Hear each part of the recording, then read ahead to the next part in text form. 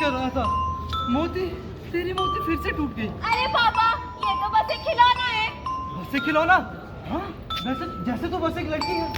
पापा सुनो ना, मोती टूट जाती है, मुझे भी दुख होता है, लेकिन पापा मुझे कभी कभी लगता है मैं भी मोती की तरह टूट रही हूँ।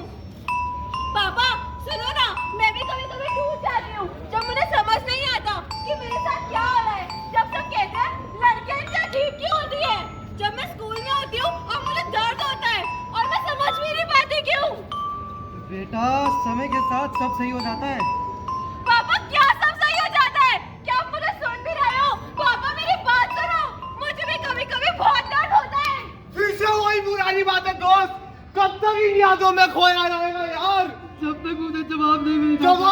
जवाब वक्त के बाद है यार। तू कौन चले गई है बहुत पहले, और तू आज भी उससे बात करने की कोशिश करता है। नहीं, तू खुद से बात कर रहा है यार। नहीं, वो यही थी, मैं उसे सुन सकता था।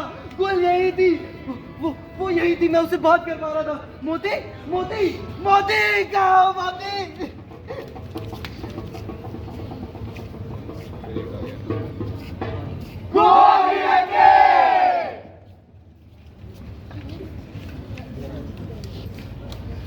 इंस्पेक्टर साहब, मेरी बेटी खो गई है। अरे बाबा, तू फिर आ गया यहाँ पे। बोला ना तेरी बेटी यहाँ नहीं मिलने वाली, और कोई किडनैपिंग का मामला नहीं है।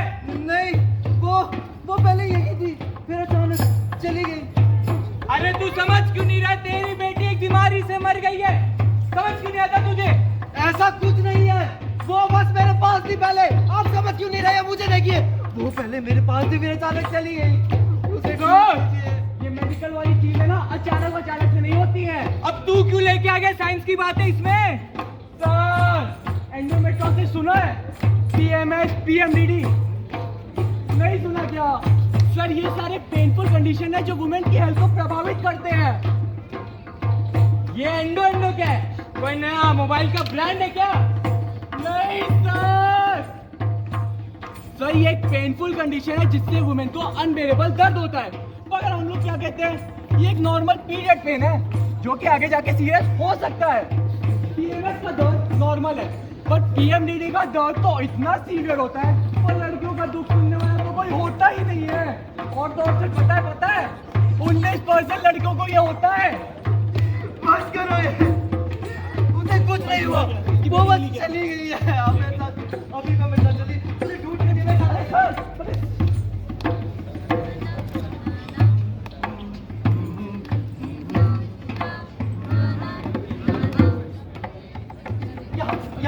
इन लोगों से पूछिए ना, इन लोगों को पता होगा। आप इनकी बेटी अब इन लोगों से पूछिए ना, यहाँ पे लोगों को पता होगा। भाई मर गई इसकी बेटी, पागल हो गया ये। भाई ये क्या भाई? अरे यार भाई, ढूंढे भाई इसकी बेटी। एक तो मुझे ये समझ नहीं आ रहा, मेरी बेटी खो गई है और कोई उसे ढूंढने की कोशिश क्यों नहीं कर रहा? भाई देखो, तुम्हारी समस्या हम समझ सकते हैं, लेकिन सच्चाई को समझने की कोशिश करो। मैं कह रहा हूँ, मेरी बेटी मेरे पास है, मेरे पास थी वो। भाई तुम्हारी बेटी अब नहीं मिलने वाली, वो नहीं आ सकती। लेकिन तुम एक काम करो, तुम एक बार हॉस्पिटल में जाके देखो। हॉस्पिटल, शायद तुम्हें वहां से कुछ पता चल जाए। अरे यार, सरकार का टारगेट हमें पूरा करना है। 80 औरतें एक दिन में निपटा दो, समझे? ठीक है सर। डॉक्टर साहब, मुझे बस और बच्चे नहीं चाहिए, पर ये ऑपरेशन सही तो होगा ना? कोई नुकसान तो नहीं होगा ना? क्या नुकसान? अरे तेरी जैसी गरीब का क्या नुकसान होगा भाई? अगर जिंदा रही तो एक बोझ कम होगा, मर गई तो एक पेट कम भरना पड़ेगा। पर डॉक्टर साहब, मुझे बहुत डर लग रहा है ना? जब बच्चे पैदा किए तब डर नहीं लगा, और अब ऑपरेशन के बाद डर लग रहा है? चुपचाप लेट जा। चल।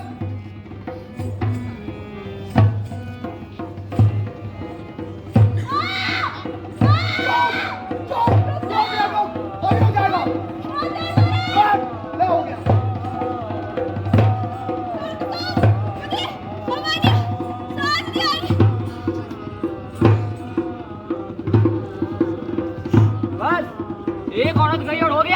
अग्नि लाओ यार।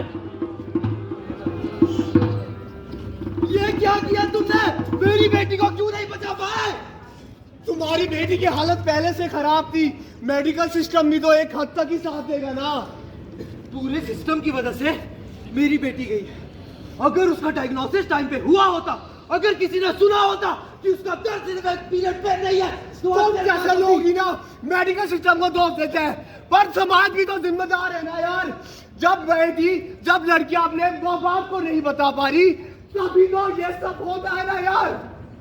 तो बता, मेरी कुल की मौत किसकी वजह से हुई? समाज की, सिस्टम की, या मेरी? ये मिल गया मुजरिम अपना। क्या? मैं कैसे? भाई सब कह रहे हैं कि तेरी बेटी की मौत तेरी वजह से हुई है, और अब तो हमारे पास सबूत भी है। मैं तो बस उसको बचा नहीं पाया। डॉक्टर साहब, आप तो सच जानते हो अब यार। कोर्ट ही डिसाइड करेगा।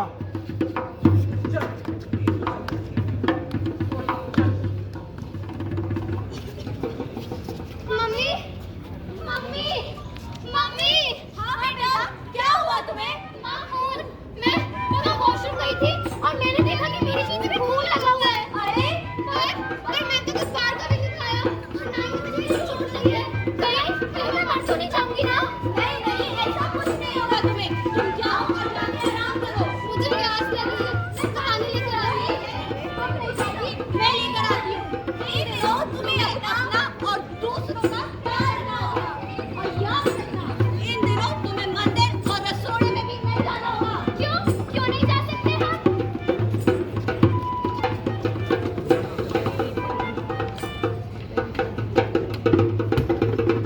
ऑर्डर। दाखिला नंबर 411 हाजिर हो। तुम्हारे बाप दादाओं ने भी कहे, इन दिनों लड़कियां मंदिर और रसोड़े में नहीं जाती हैं। लगता है इनके बाप दादाओं को भी पीरियड्स आते होंगे। पीरियड्स तो मेरे स्कूल में 40 मिनट के होते थे। धीरे बोलो, धीरे। घर के मर्द सुन लेंगे। कैसी शर्म की बात है ये तो। इनके घर के मर्दों को बच्चे पैदा करना तो आता है, लेकिन औरतों के इन मुश्किल दिनों के बारे में नहीं पता। शर्म की बात तो है। मुझे साहब, आपके कितने बच्चे हैं? 6। बड़े शौकीन की स्पीड का नहीं दो। देखो, मैं तो स्पीड के साथ बात करूंगी। इस दिनों लड़कियां अशुद्ध हो जाती है, इसलिए उन्हें थोड़ा संभल के रहना चाहिए। ऑर्डर। अब कोर्ट सारी दलीलों को मद्देनजर रख तो यह आदेश देता है कि ये महिलाओं को अपनी मर्यादा में रहना चाहिए। आखिरकार ये महिलाएं हमारे देश का लोअर पिलर है, सही बोला। और अगर यही देश को अशुद्ध करेंगी तो सच बात तो एक सपना बन के रह जाएगा ना। दाखिला नंबर 412 हाजिर हो। ये दाखिला है कॉन्ट्रासेप्टिव जनाब। हाँ भाई, शुरू किया जाए। मेरे क्लाइंट के बॉयफ्रेंड चाहते हैं कि वो कॉन्ट्रासेप्टिव पिल्स लें। यार ऑर्डर, कॉन्ट्रासेप्टिव पिल क्या है? आपको पता नहीं क्या है? एक चीज तो है, और ये इनका फर्ज बनता है। मेरे क्लाइंट से दोनों दिन के लिए बेस्ट चाहते हैं। अरे हाँ यार, बस प्लेजर ही चाहता हूँ मैं। माय लॉर्ड, मुझे छोटी सी क्लैरिटी चाहिए। ये जो प्लेजर है, ये सिर्फ इन्हीं का जन्मसिद्ध अधिकार है या मुझे भी कभी मिलने का मौका दिया जाएगा? अब मेरे क्लाइंट से अपना हक मांग रहे हैं, और रही बात प्लेजर को डिवाइड करने की, तो क्या आपके हिसाब से प्लेजर के साथ साथ रिस्पॉन्सिबिलिटीज को भी डिवाइड नहीं करना चाहिए? करना चाहिए। पर क्या आप में से किसी को भी लगता है कि रिस्पॉन्सिबिलिटीज इक्वली डिवाइड होती है? क्या मेरी क्लाइंट अपनी हेल्थ को प्रायोरिटी नहीं देती? अरे यार, एक चीज बताओ, क्या ही हो जाएगा एक गोली से? सिर दर्द और पेट दर्द के लिए लेते क्या गोली? और इससे इन लड़कियों को बहुत दिक्कत है। माय लॉर्ड, एक गोली से क्या ही हो जाएगा? Depression, anxiety, acne, breast tenderness, hormone imbalance और ना जाने क्या-क्या, कभी-कभी लीवर डैमेज भी। एक गोली से क्या ही हो जाएगा? Objection my Lord, objection. ये झूठ बोल रहे हैं, मैं बताता हूँ क्यों। क्योंकि एक साथ किसी को इतनी दिक्कतें हो ही नहीं सकती। मैं कह रहा हूँ इन्होंने सारी चीजें गूगल करी है, और आप सभी जो खड़े हैं यहाँ पे सब जानते हैं कि गूगल इतनी सी बात को इतना बड़ा बनाने में टाइम नहीं लेता है। मेरी क्लाइंट बिल्कुल सच बोल रही है, क्योंकि ये सारे इफेक्ट्स पैकेज में मेंशन है। अरे तो क्या हो गया, उन्होंने भी गूगल किए होंगे। ऑर्डर। कोर्ट सारी दलीलों को मद्देनजर रख तो यह आदेश देता है कि आपके बॉयफ्रेंड की मांग एकदम सही है। अगर एक पिल से रिस्पॉन्सिबिलिटी और मजे दोनों मैनेज हो सकते तो क्या ही दिक्कत है। आप अपनी हेल्थ का ध्यान खुद रखिए, कोर्ट आ जाते हैं। दाखिला नंबर 413 हाजिर हो। मेरे साइड को भाई साहब बरी किया जाए। किया जाए। अरे साहब ये समझता ही नहीं है। अरे मैंने टाका ही तो लगाया था। टाका नहीं कांटा लगाया था, कांटा। अरे जो भी किया है आपके गैंग के खुशी के लिए तो किया है। कौन सी खुशी जो कभी मैंने मांगी ही नहीं। अरे पर इसमें मेरी क्या गलती, मैंने टाका ही तो लगाया था। अरे बात को एक टाके में मत जाओ। मेरी बीवी को इन्फेक्शन हुआ, इन्फेक्शन पूरे दिन दर्द में जूझती है, ना खड़ी हो पाती है ना बैठ पाती है, और ये सब उस खुशी के लिए जो मैंने मांगी भी नहीं थी। My client, Miss Shweta, suffers from severe pelvic dysfunction and it has been found to be prolapsed due to the inhuman act by a dear doctor who has a very psychopathical definition of birth. And with the heaviest of hearts, I would like to tell that it is a crime committed against most of the women. अरे जनाब अंग्रेजी बोलती है, अंग्रेजी बोल के हमें मुद्दे से भटकाना चाहती है, और हमारा मुद्दा तो हस्बैंड चीज का है, और ये पता नहीं क्या नाम शनाब पेल्विक डिस्फंक्शन जैसी बकवास करिए चला। अरे पर इसमें मेरी क्या गलती, मैंने टाका ही तो लगाया था। ऑर्डर। कोर्ट सारी दलीलों को मद्देनजर रखते हुए याद देता है कि ये एक एक्ट ऑफ सर्विस और गुडविल है, और पटली को बुलाकर पीठ पर थपथप करना चाहते हैं। आखिर मजे करेगा इंडिया।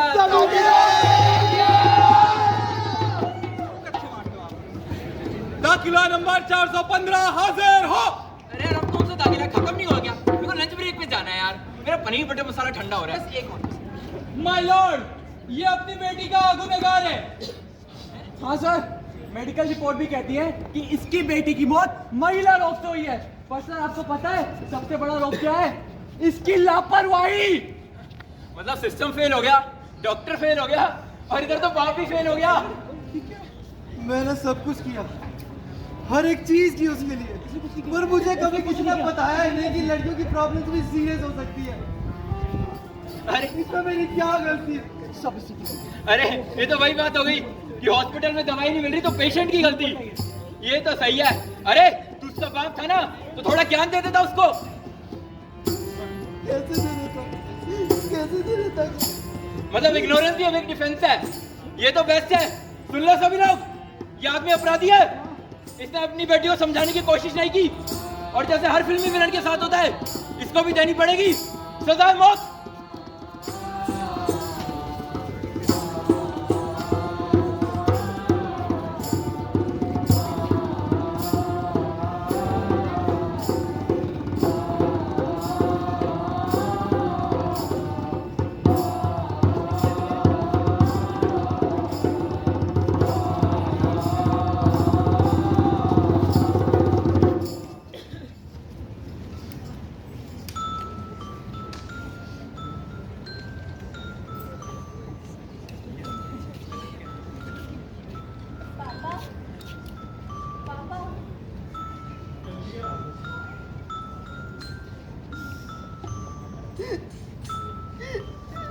आपने कभी सोचा है पापा, हम लड़कियां सबसे पहले डरना कब सीखती हैं?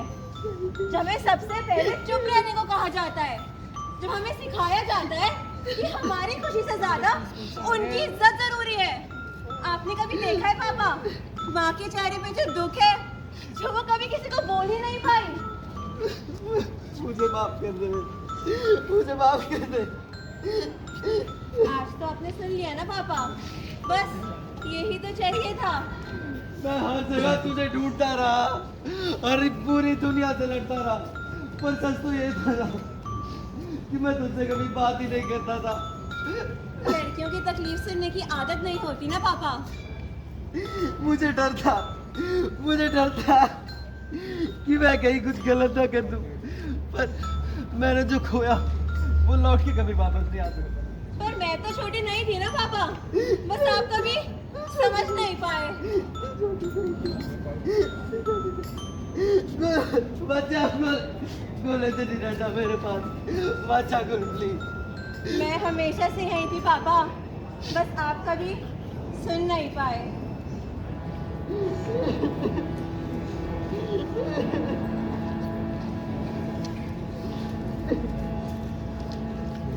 ये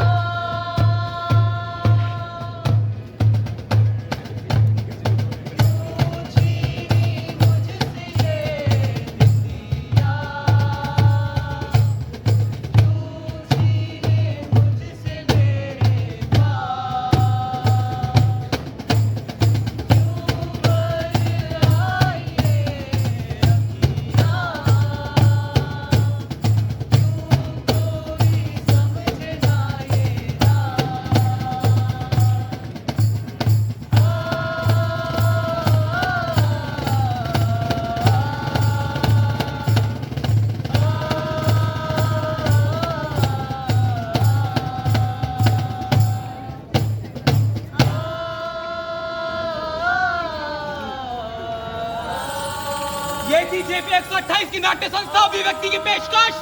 कुल